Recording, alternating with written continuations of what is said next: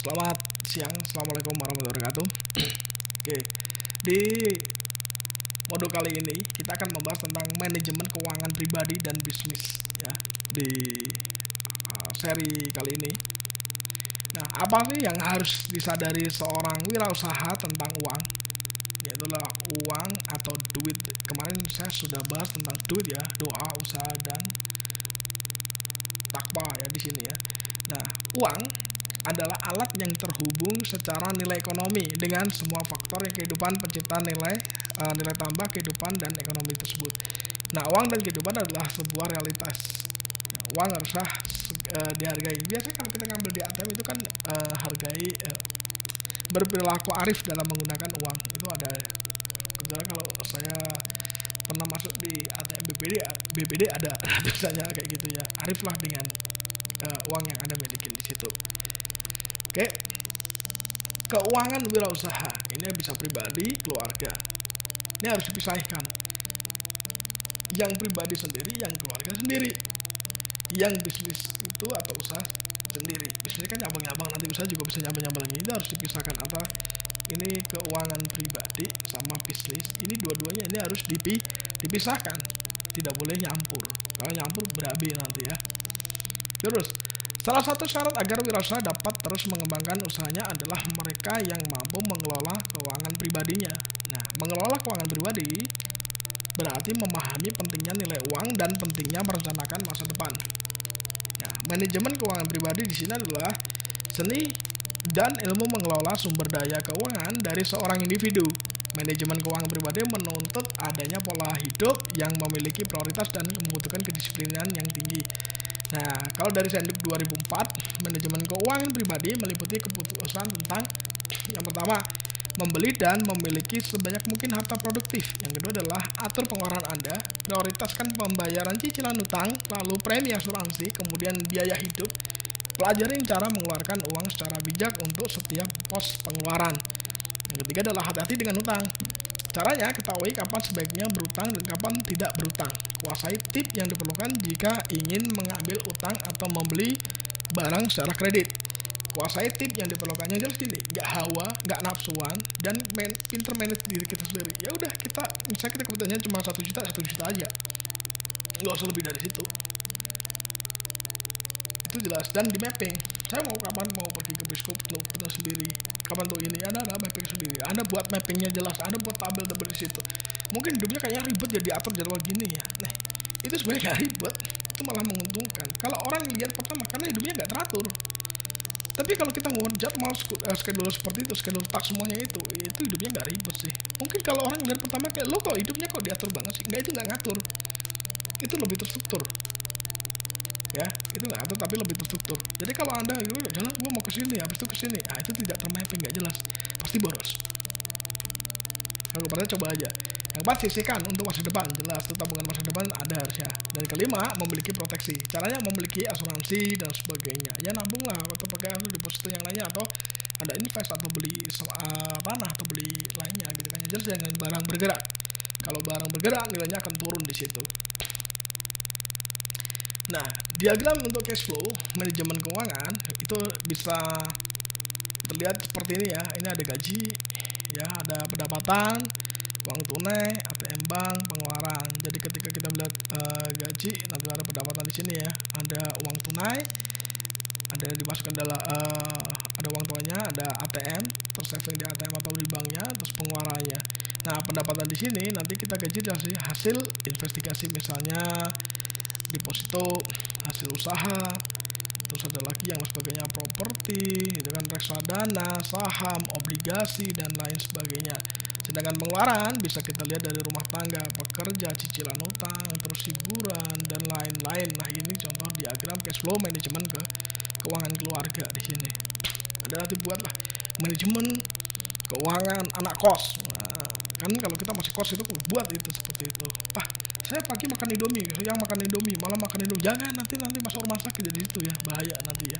Atau biar nahan lapar ada makan promak, itu jangan seperti itu kacau namanya ya. Diet gak guna ya. Jadi jelas digunakan yang lebih bagus lagi. Terus Ada lagi manajemen keuangan bisnis atau usaha. Ini adalah teori tentang permasalahan dana usaha. Yang pertama, mengetahui kebutuhan modal usaha, modal investasi awal, modal kerja, modal operasional. Yang kedua, mengetahui sumber pemodalan. Ini bisa modal sendiri, bisa pinjaman bank, kredit usaha, kredit konsumsi, dan kredit serbaguna atau pegadaian. Yang ketiga adalah proses pengelolaan keuangan. Ini ada pencatatan rapi dan teratur sesuai dengan kaidah akuntansi, manajemen kas, evaluasi setiap bulan tentang realisasi sampai kondisi kas. Yang keempat adalah pelaporan keuangan. Itu ada neraca, laporan rugi laba. Nah, neraca atau balance sheet adalah suatu laporan keuangan yang menggambarkan posisi keuangan sesaat dari sebuah usaha. Neraca merupakan gambaran dari perkiraan atas nilai perusahaan pada suatu waktu yang menyangkut harta dan hutang perusahaan. Nah, ada laporan namanya laporan rugi laba. Saya juga nggak sia-sia ya. Jadi sebelum saya intan bergelut di bidang cyber security, saya juga pernah belajar tentang akuntansi sedikit ya di sini ya. Ada namanya laporan rugi laba, menggambarkan keadaan suatu usaha dalam suatu waktu tertentu. Ternyata ilmunya dipakai itu. Jadi nggak semua orang cyber security nggak perlu belajar tentang akuntansi, perlu. Terus belajar tentang manajemen bisnis sangat perlu sekali, karena lo punya skill, lo nggak bisa menjual, sama aja lo mati di situ ya. Lo punya skill tapi Anda bisa menjual, ada nilai jualnya berapa, hasilnya posisinya berapa, itu bagus banget. Dan jarang yang mulai gitu, biasanya pakai orang ketiga atau biasanya pakai manajer ya, manajernya dan sebagainya. Nah, apa sih manfaat yang kita peroleh jika memiliki laporan neraca dan rugi laba? Kita dapat melakukan evaluasi dan perencanaan jelas untuk bisnis tahun depan. Itu bisa menentukan, membuat target penjualan bersih tahun depan berdasarkan informasi laba bersih. Terus, rasio likuiditas, yaitu rasio yang menunjukkan apakah usaha kita dapat menutupi kewajiban dalam jangka pendek yang jatuh tempo. Berikutnya, rasio penjualan bersih atas harta total, yaitu rasio yang menunjukkan kemampuan perusahaan untuk menghasilkan penjualan sehubungan dengan harta yang dimilikinya. Dan yang terakhir, rasio laba bersih atas modal. Nah, rasio ini menunjukkan tingkat pengembalian keuntungan dari setiap modal yang ada di perusahaan. Nah, bagaimana sih saya memisahkan uang pribadi dengan uang bisnis? Ya, bikin 2 ATM. Gampang. Jawabannya langsung bikin 2 ATM. Oke. Buat catatan terpisah. Nah, di sini jelas. Kalau mau manual buat catatan, bisa kan aplikasi APK banyak, Android juga banyak kok. Catatan harian dari semua uang yang masuk ke bisnis dan semua pengeluaran bisnis Anda. Nah, catatan harian dari semua uang yang masuk ke pribadi atau keluarga dan semua pengeluaran pribadi Anda. Catatan tersebut disebut itu adalah catatan pendapatan dan pengeluaran. Nah, membuat catatan secara seksama akan membantu kita siap jika kita memutuskan untuk meminjam untuk mengembangkan bisnis kita. Jadi perlu ya kita cash in cash out, jelas. Jelas dibuat, harus. Kacau kalau nggak dibuat nanti ya di situ ya. Saya ambil uang dari mana, kesana kita lupa, oh ternyata ATM ini punyanya perusahaan kita ya, kayak kacau kan. Kalau bisa taruh aja di locker atau di berangkas Anda lah untuk yang ATM untuk perusahaan. Jadi yang dipakai ya kehidupan sehari pakai ATM ini. Jadi dipisah-pisahkan aja. Kalau saya gampangnya misalkan ATM. Ya, ATM ini buat ini, ATM ini buat ini, ATM ini buat ini. Udah cukup seperti. Nah, perencanaan keuangan usaha di sini. Perencanaan keuangan adalah panduan atau pedoman yang disusun perusahaan untuk mencapai tujuan dan membantu peningkatan nilai perusahaan.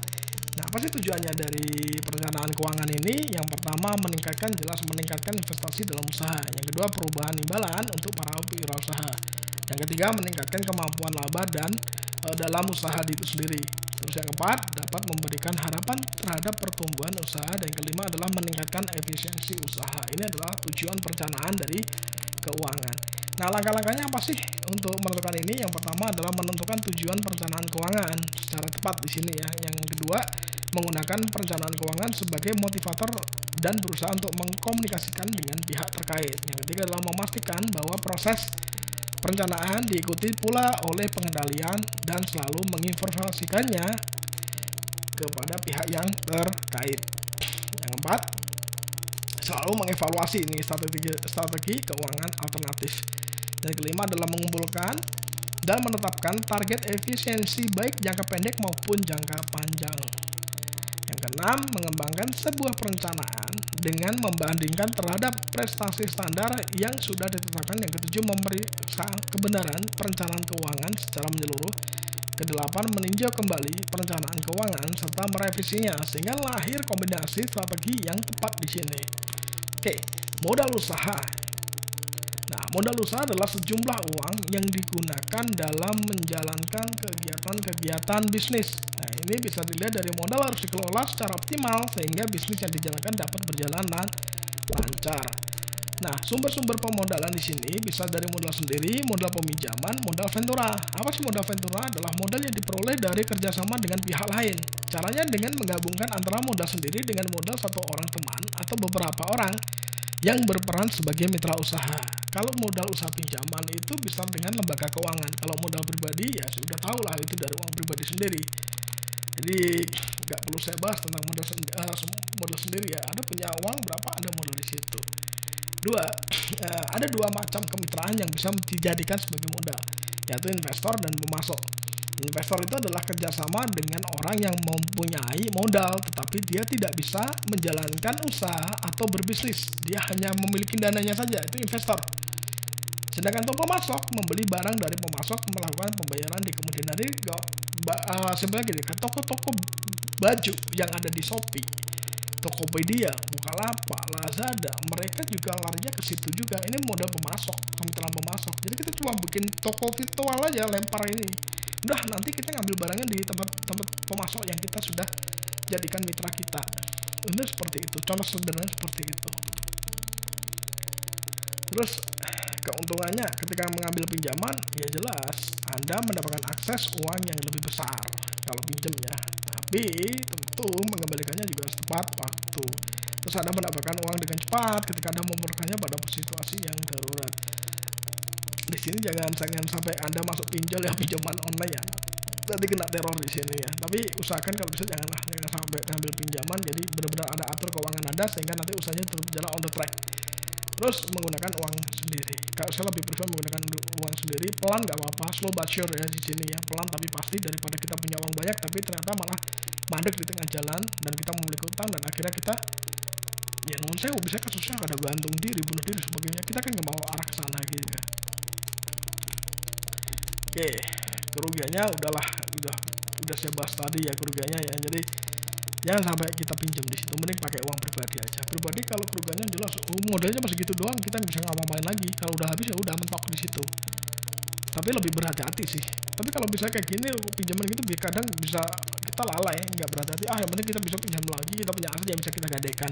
Nggak seperti itu konsepnya. Nanti Anda terjebak di situ, terjebak pada lumpur yang nggak jelas, terjebak pada kubangan yang nggak jelas. Ya, saya nggak merekomendasi untuk meminjam di situ ya. Meskipun banyak sekali orang-orang menawarkan, Pak kasih pinjaman ini, Pak, Bang saya kasih pinjaman untuk mendirikan saya. No, stop. Ya kan? Mending pakai 100.000 nggak apa-apa, 50.000 nggak apa-apa, tapi membantu sendiri untuk menjalankan.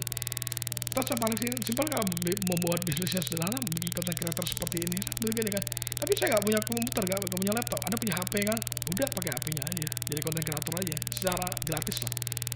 Kalau nggak, bikin website. Saya nggak bisa pemrograman, nah bisa pakai nggak tambah harus pakai nanti programming juga bisa sih. Anda bikin blogspot dan sebagainya untuk profil perusahaan Anda, atau mainkan di sosmed Anda, gratis.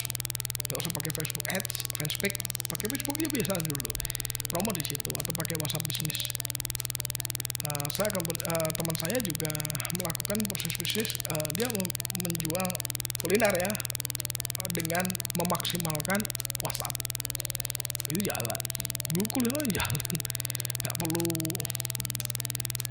konsep-konsep yang terlalu berlebihan lah gitu kan. Nggak perlu hiperbolis, sederhana tapi mematikan gitu. Sama kayak main game ya kan, critical damage-nya dapat kasarannya gitu kan, itu digunakan itu. Terus ada namanya alternatif permodalan, ini dari Peter Sarosa tahun 2004 ya, dihitung dari kebutuhan modal, siapkan modalnya. Dan menurut Peter Sarosa tahun 2004 memberi cara untuk menyiasati kebutuhan modal usaha sebagai berikut. Jadi saya nggak bilang utang adalah prestasi ya, mungkin ada yang beranggapan berutang adalah prestasi. Buat saya bodoh nih kan, saya sudah melakukan itu dan saya konyol gitu kan ketika habis-habisan kayak gitu. Terus ya bekerja tanpa ada apa-apanya, kerja habis. Dan ketika sudah masuk dalam ranah itu, saya bersumpah dalam diri saya tidak akan pernah melakukan itu lagi. Cukup sekali seumur hidup saya. Jadi saya ngopeni yang kecil-kecil aja, receh. Kalau menurut orang-orang lain kan receh gitu kan, nggak apa-apa, receh nggak apa-apa, yang penting jalan terus. 1000 kali berapa itu kan jalan terus, dan tabung harus kita boros keluar. Nah, oke, kembali pada Peter Sarosa tahun 2004 ini. Di sini ada pertama, ada cobalah untuk menekankan kebutuhan modal Anda. Ditekanin dulu kebutuhan modalnya seperti apa. Terus pandai-pandai dalam mengatur prioritas modal. Yang ketiga, jagalah kepercayaan yang diberikan pihak lain kepada kita. Nah, ini siapkan dana cadangan untuk 6 sampai 12 bulan ke depan, atau ya untuk 1 tahun ke depan kita udah punya saving dana lah, atau saving money sendiri. Nah, ini tentang konsep manajemen keuangan pribadi dan bisnis. Semoga apa yang saya utarakan di sini, apa yang sudah saya bacakan di sini dan saya bahas di sini, kupas di sini, teman-teman bisa paham bagaimana memulainya. Manajemen dulu, dari kos-kosan dulu deh. Nah, dari manajemen kos-kosan itu, kalau udah punya pacar, bagaimana manajemen kita makan bersama tapi gratis. Ya gampang, cari orang kondangan yang punya hajatan, ada kesana gratis terus tiap hari. Yang punya rokok bisa kesana juga. Sederhana gitu, tapi ini just kidding ya. Oke, terima kasih. Assalamualaikum warahmatullahi wabarakatuh.